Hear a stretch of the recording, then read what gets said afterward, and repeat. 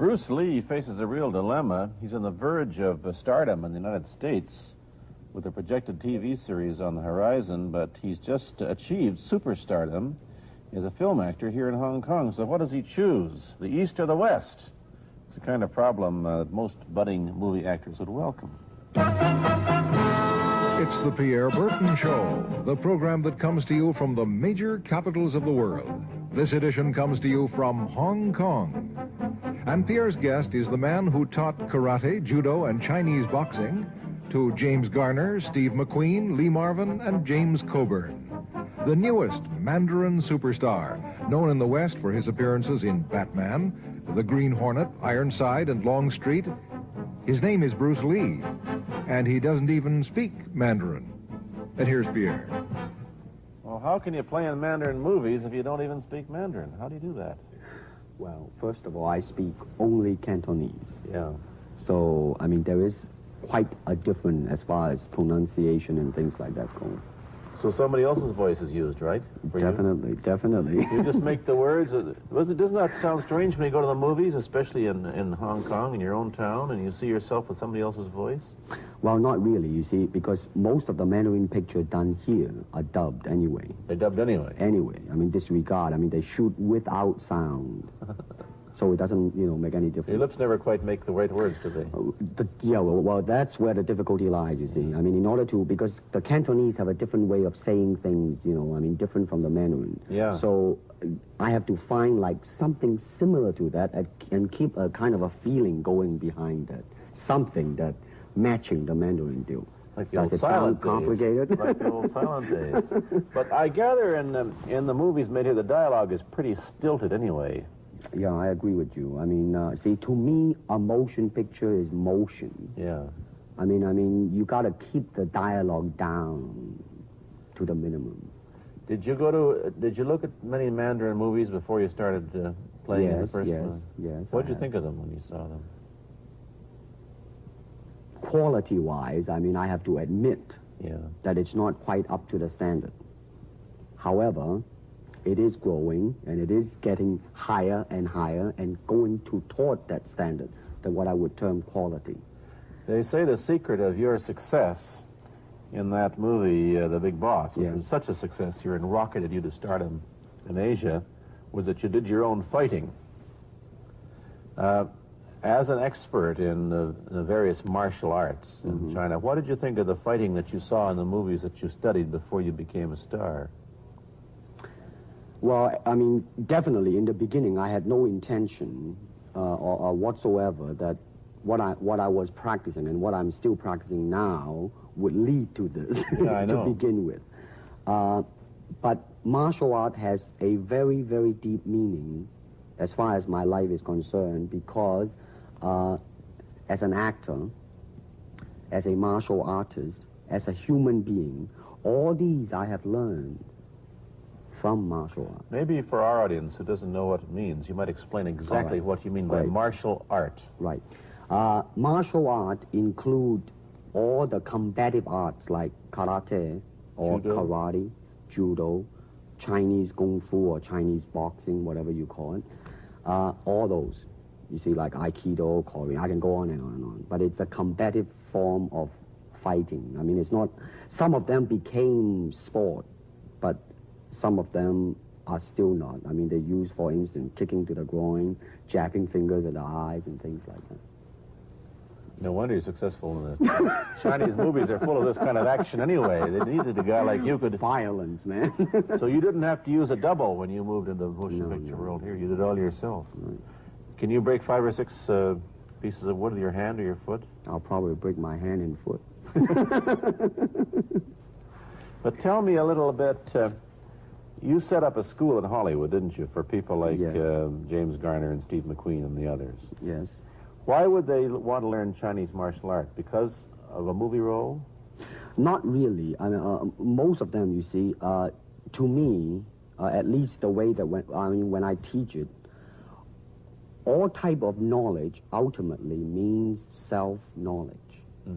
So therefore, they're coming in to, and ask me to teach them not so much of how to defend themselves or how to do somebody in, Rather, they want to learn to express themselves through some movement, be it anger, be it determination, or whatsoever. So in other words, what I'm saying, therefore, is that he is paying me to show him, in combative form, the art of expressing the human body. Which is acting, in a sense, isn't it? Well, Or it would be a useful tool for an actor to have. it's, I mean, it might sound too philosophical, but it's unacting acting or acting unacting. If you, You've lost me. I have. Boxing, how does it differ from, say, our kind of boxing? Well, first we use the feet, That's and a then start. we use the elbow, and Use the thumb, too? you name it, man. We Use it all. You have to, you see, because, I mean, that is the expression of the human body. I mean, everything. I mean, you know, not just the hand. And when you're talking about combat, well, I mean, if it is a sport, now you're talking about something else. You have regulations, you have rules. But when you're talking about fighting as it is, rules. with no rules, real fighting. well, then, baby, you better train every part of your body. And when you do punch, now I'm leaning forward a little bit, hoping not to hurt any camera angle. I mean, you gotta put the whole hip into it and snap it and get all your energy in there and make this into a weapon. I don't want to tangle you in any dark path. I'll help you with that right now. You anyway. came at me pretty fast there. What is the difference between Chinese boxing and what we see these young men doing at 8 o'clock every morning on the rooftops in the parks called shadow boxing, which they're always... Well, actually, you see, that is part of Chinese boxing. It is. There are so many schools. Different Everybody here schools. seems to be, you know, going like this all the time. Well, that's good. I'm They're all in I'm good very shape. glad. I'm very glad to see that, because at least somebody is caring for their own body, right? Yeah. I mean, that's a good sign. Well, it's a kind of a slow form of exercise, which is called Tai Chi Chuan. I'm speaking Mandarin just now. Yeah. Cantonese, Tai Chi Kun, okay? I see. And it's more of an exercise for the elderly, not so much for the Give me young. a demonstration. Show me. Can you do a little bit of it? Just so I mean, that, the hand-wise is very slow. oh, is it? And you push it out, but all the time you are keeping the continuity going. Bending, stretching, everything. You know, suppose, you know, I mean, you just keep it moving. It's like a ballet dancer there. Yeah, it is. I mean, to them, you see, the idea is running water never grows stale. So you got to just keep on flowing. Of all your students, famous, James Garner, Steve McQueen, Lee Marvin, James Coburn, Roman Polanski, which was the best? Who adapted best to this Oriental form of exercise and defense? Well, depending, okay? Now, as a fighter, Steve McQueen, now, he is good in that department because that son of a gun got the toughness in him. Yeah. I You mean, see it on the screen. I mean, he would say, all right, baby, here I am, man. You know, and he'll do it. Yeah. Now, James Coburn is a peace-loving man, I met him. right? I mean, Yeah. you've met him. I mean, he's really, really nice. I mean, Yeah. super mellow and all that. I he mean, you is. know, I mean, now, he appreciates the philosophical part of it. Therefore, his understanding of it is deeper than Steve. So it's really hard to say. You see what I'm saying now? I see. I mean, each one's different. it's different. So that's, I mean, depending on what you see in it. Interesting that we don't, in our world, and haven't since the days of the Greeks who did, combine philosophy and art with sport. But quite clearly, the Oriental attitude is that the three are facets of the same things. Man, listen, you see, really, to me, okay, to me, ultimately, martial art means honestly expressing yourself. Now, it is very difficult to do. I mean, it is easy for me to put on a show and be cocky and be flooded with a cocky feeling and then feel like pretty cool and all that. Or I can make all kinds of phony things, you see what I mean, blinded by it. Or I can show you some really fancy movement. But to express oneself honestly, not lying to oneself, and to express myself honestly, now that, my friend, is very hard to do. And you have to train You have to keep your reflexes so that when you want it, it's there. When you want to move, you're moving. And when you move, you are determined to move. Not taking 1 inch, not anything less than that. If I want to punch, I'm going to do it, man, and I'm going to do it, you see. So, I mean, so that is the type of thing you have to train yourself into it, to become one with the, you think? Yeah, this is very un-Western, this attitude. I want to ask you about your movie and TV career, but first we'll take a break. Then I'll be back with Bruce Lee. I've been talking to Bruce Lee mainly about the Chinese martial arts, which include things like Chinese boxing, karate, and judo, which is what he taught when he was in Hollywood. After he left the University of Washington, where he studied, of all things, philosophy, if you can believe that. He did, but that, perhaps you understand why the two go together from the first half of this program. And you can perhaps understand how he got into films. He knew a lot of actors, but I'm told the big break when you played in Longstreet. I must tell the audience that That's it. Bruce Lee had a bit part or a supporting role in the Longstreet series, and this had an enormous effect on the audience. What was it? Well, you see, the title of that particular episode of Longstreet is called The Way of the Intercepting Fist. Now, I think the successful ingredient in it was because I was being Bruce Lee. Yourself. Myself, right. And did that part, just express myself, like I say, honestly express myself at that time. And because of that, I brought, you know, favorable mentioning in, like, New York Times, which says, like, the Chinaman, who incidentally came off quite convincingly enough to earn himself a television series, and so on and so on and so forth. Can you remember the lines by Sterling Sullivan, the key lines? He's one of my students, you know that? Was he too? Yes. You've had everybody as your student. But you read, there were some lines that expressed your philosophy. I don't know if you remember them or not. Oh, I remember that. I Let's said, hear. this is what it is, okay? You're talking to Longstreet, played by James Francesca. I said, empty your mind. Be formless, shapeless, like water.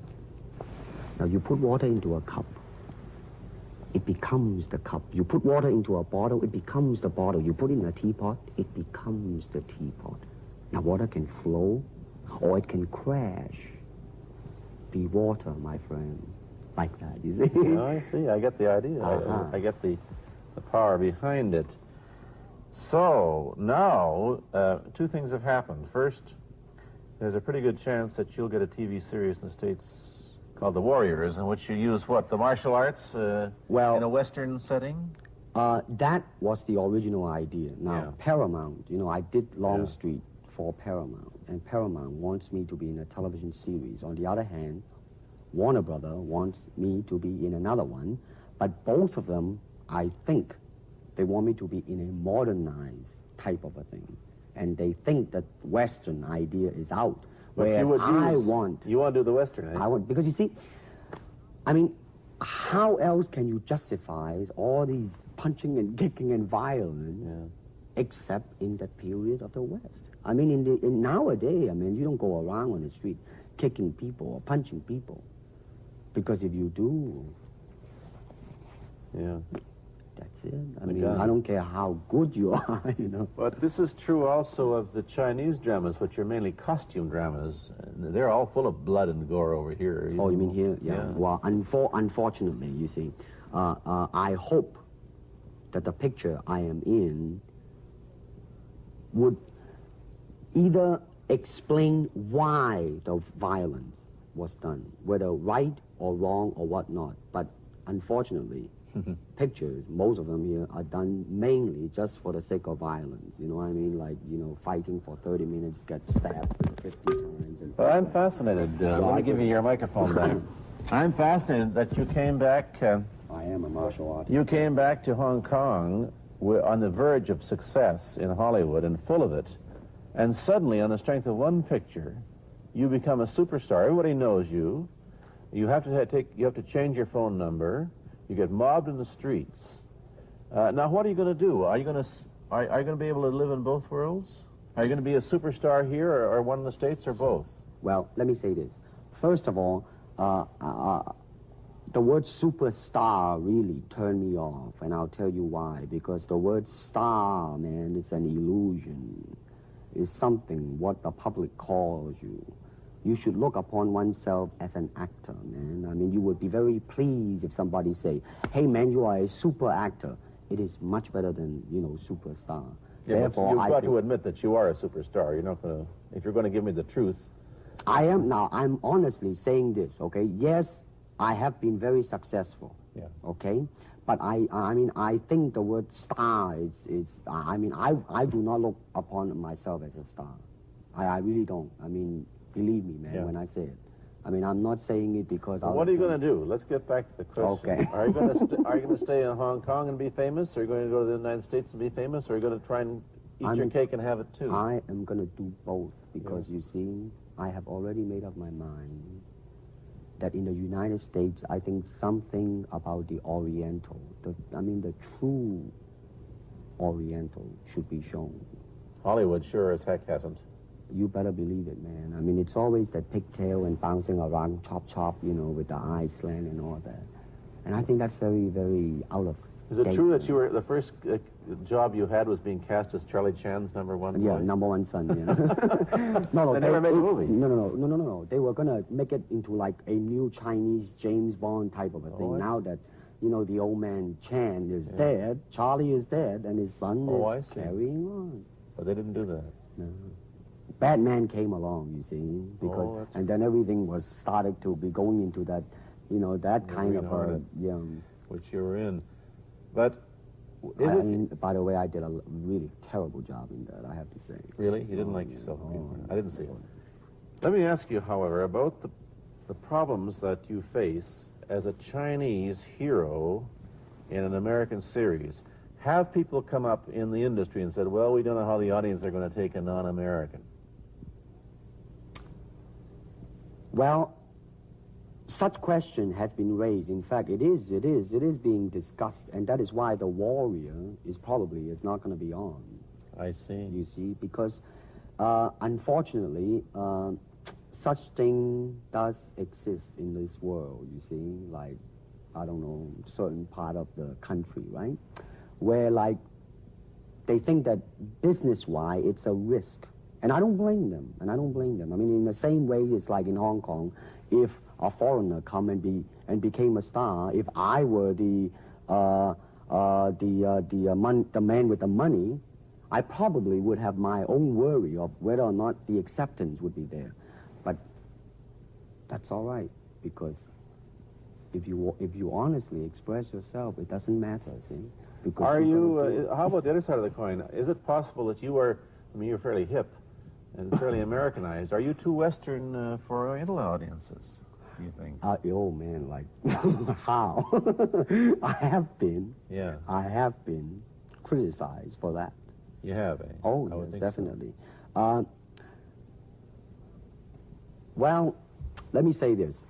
When I do the Chinese film, I'll try my best not to be as American as I, have been adjusted to for the last 12 years in the States. But when I go back to the States, it seems to be the other way around. You know You're what too I mean? exotic, eh? Yeah, man. I mean, they're trying to get me to do too many things that are really for the sake of being exotic. You understand what I'm trying to Oh, say? sure. So it's really, I mean, it's When you live in both worlds, it brings its problems as well as its advantages, and you've got both. Time to go to a commercial. I'll be back in a moment with Bruce Lee. Let me ask you whether the change in attitude on the part of the Nixon administration towards China has helped your chances of starring in an American TV series. Well, first of all, this happened before that. Yeah. But I do think that things of Chinese will be quite interesting for the next few years. I mean, not that I'm politically, inclining toward anything. No, I understand what I'm that. I'm saying? just wondering. But I mean,